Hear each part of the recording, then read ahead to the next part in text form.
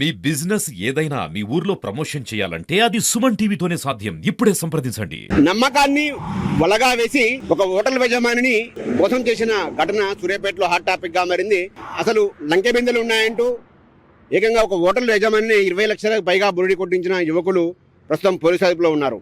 గత వారం రోజులుగా అయితే పోలీసులు వాళ్ళని విచారిస్తున్నారు. అసలు ఈ మొత్తం ఘటనలో ఏం జరిగిందనే విషయాన్ని తెలుసుకుందాం.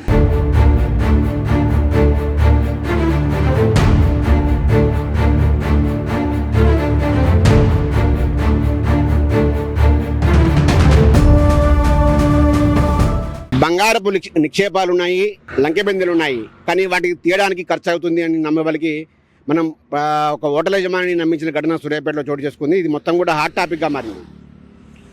అత్యంత విశ్వసనీయ సమాచారం మేరకు ఈ విషయాన్ని తెలుసుకున్న సుమన్ టీవీ విషయాన్ని అయితే ముందరగా బ్రేక్ చేస్తూ ఉంది. ప్రస్తుతం మనం సూర్యాపేటలోని శాంతినగర్ సమీపంలో ఎస్వికే గ్రాండ్ హోటల్ వద్ద ఉన్నాం. మనం చూపిస్తున్న ఈ హోటల్ యజమాని వెంకన్న, ఇతను చాలా రోజులుగా దుబాయ్లో ఉంటూ కొన్ని వ్యాపారాలు చేస్తూ తిరిగి వచ్చి తన స్వదేశానికి వచ్చి వ్యాపారాలు నిర్వహిస్తూ ఉన్నాడు. ఇతను పెద్ద ఎత్తున కూడా డబ్బులు ఉన్నాయి. సో ఇతని డబ్బులపై కన్నేసిన ఒక ముఠ ఏదైతే ఆ బిల్డింగ్ మెటీరియల్ సప్లై చేసిన ఒక గణేష్ అనే యువకుడు దాని ఎదురుగానే ప్రస్తుతం మనం చూపిస్తున్న ఈ శాంతినగర్ సమీపంలోని ఒక వడ్డెర కాలనీ ఉంది. వడ్డెర కాలనీలోనే నివాసం ఉంటున్నారు. సో ఇతనిపై ఎక్కువ డబ్బులు ఉన్నాయి. ఇతని వద్ద ఎలాగైనా నమ్మించి దీన్ని క్యాచ్ చేసుకోవాలనే ఉద్దేశంతో తమ వద్ద ఒక బంగారం నిక్షేపాలు ఉన్నాయి. దాదాపు వాటిని తీయడానికి ఖర్చు అవుతుంది, వాటిని ఖచ్చితంగా చూపిస్తామని కొన్ని వీడియోలు కూడా చూపించారు. సో ఇది నమ్మిన ఈ బిల్డింగ్ యజమాని కుమారి వెంకన్న అనే బిల్డింగ్ యజమాని అయితే ఆ యువకులకు మొత్తం 50 లక్షల రూపాయలకు బేరం కుదిరింది. సో అడ్వాన్స్గా 20 లక్షలు ఇచ్చాడు. ఆ 20 లక్షలను కూడా మొత్తం 5 సభ్యులు ఈ ముఠాకు గణేష్తో పాటు అతని మిత్ర బృందం కూడా ఉంది. సో ఈ 20 లక్షల రూపాయలను కూడా మనం చూపించబోయి ఆ హోటల్లోనే ఇచ్చారు. సో గత ఈ బంగారం తీసుకొస్తామని చెప్పి కిలోల కొద్దీ టన్నుల కొద్దీ బంగారం ఉంది. ఆ బంగారం నిక్షేపాలను తీసుకొచ్చి ఇస్తామని చెప్పి ఎంతకు వాళ్ళు తనకు రెస్పాండ్ కావట్లేదు. దీంతో తను మోసపోయానని గమనించిన వెంకన్న పోలీసులకు ఫిర్యాదు చేశారు. అయితే పోలీసులు ఇప్పటివరకు దాని ఎఫ్ఐఆర్ నమోదు చేశారా లేదా అని మాత్రం తెలియదు. సో కానీ ఈ నిందితులను మాత్రం దాదాపు గణేష్ పరారీలో ఉండగా అతని మిత్ర బృందాన్ని గత వారం రోజుల క్రితమే అదుపులో తీసుకున్నారు. వాళ్ళని ప్రస్తుతం విచారిస్తూ ఉన్నారు. సో గణేష్ని కూడా మరో 3 రోజుల క్రితమే అరెస్ట్ చేశారు. సో పోలీసులు తమదైన శైలిలో మొత్తం కూడా విచారించగా దాదాపు తాము తప్పు చేశామని ఒప్పుకున్న నిందితులైతే దాదాపు 15 లక్షల రూపాయలను తిరిగి వెనక్కి ఇచ్చేసిన పరిస్థితి కనబడుతుంది.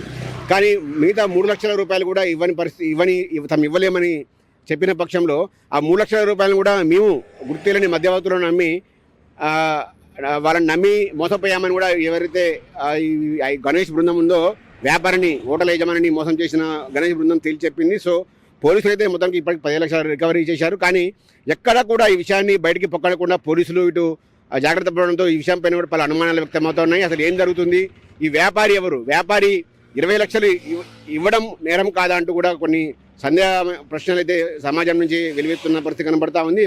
ఒకవేళ యువకులు గనక 50 లక్షల బేరం కూర్చొని బంగారం నిక్షేపాలు ఇస్తామని చెప్తే వ్యాపారి ఎలా నమ్మాడు, సో అది కూడా వ్యాపారి నమ్మి వాళ్ళకి డబ్బులు ఇవ్వడం కూడా నేరం కాదా అంటూ కూడా కొంతమంది ప్రశ్నిస్తూ ఉన్న పరిస్థితి కనబడుతుంది. సో గణేష్ కుటుంబ సభ్యులు కూడా చెప్తా ఉన్నారు, మా గణేష్తో పాటు అతని మిత్రులను దాదాపు వారం రోజుల నుంచి పోలీసులు టార్చర్ చేస్తున్నారు, మేము డబ్బులు ఇచ్చినా కూడా వాళ్ళు వదిలిపెట్టట్లేదు. సో ఇప్పటికైనా సరే పోలీసులు వాళ్ళని కోర్టులోనైనా ప్రవేశపెట్టాలి జడ్జి ముందు, లేకపోతే దానికి సంబంధించిన వివరాలు కూడా మాకు పూర్తి స్థాయిలో తెలపాలని కూడా వాళ్ళు డిమాండ్ చేస్తున్న పరిస్థితి కనబడుతోంది. మొత్తంగా ఈ వడ్డెర కాలనీలో మొత్తం కూడా దాదాపు 5 మంది యువకులు, 5 మంది కూడా ఈగదే కాలనీకి చెందిన వారు కావడంతో మొత్తం వాళ్ళ బంధుగణం కూడా మొత్తం గుసగుసలాడుతున్న పరిస్థితి కనపడతా ఉంది. సో ఈ విషయం మాత్రం ఇప్పటివరకు కూడా ఎక్కడా పక్కకపోవడంతో చాలా అనుమానాలు వ్యక్తమవుతున్నాయి. అసలు ఏం జరుగుతూ ఉంది, వెంకన్న పరుగు పోతుందని పోలీసులు ఈ విషయాన్ని దాస్తున్నారా, లేకపోతే వెంకన్నపై కూడా గణేష్ వాళ్ళపై చర్యలు తీసుకుంటే వెంకన్నపై కూడా తీసుకోవాలి ఖచ్చితంగా.